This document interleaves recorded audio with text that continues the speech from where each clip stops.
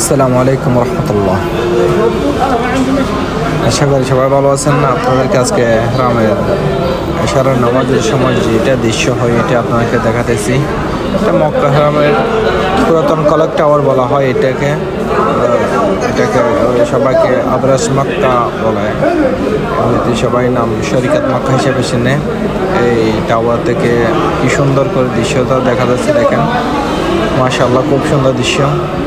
আপনারা যখন আসবেন তখন এখান থেকে এখানে 4 তলার উপর নামাজের সিস্টেম থাকে, এখানে নামাজ পড়তে পারবেন। এখানে রেস্টুরেন্ট আছে, রেস্টুরেন্টে আবার খাবার খেতে পারবেন। এখান থেকে আবার আপনারা যে কোনো জায়গায় যেতে পারবেন খুব সহজে। মাশাআল্লাহ, কত সুন্দর দৃশ্য দেখেন। মানুষের লক্ষ লক্ষ মানুষের দল নামাজ চলতেছে এখন। যাদের নামাজ পড়ার ইচ্ছা করতেছে তারা নামাজ পড়তে, যাদের কাজে যাওয়ার ইচ্ছা তাদের কাজে চলে যেতেছে।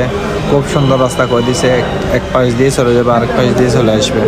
এটা মাশাআল্লাহ অনেক সুন্দর দৃশ্য। আপনারা কখন যদি হেরাম আসেন তখন সব সময় তো এই দৃশ্য দেখা যায় না, হজ রমজানে এটা দেখা যায়। আপনারা কিন্তু সব সময় আসবেন, ইনশাআল্লাহ। সবার জন্য দোয়া রইল। আল্লাহ হাফেজ।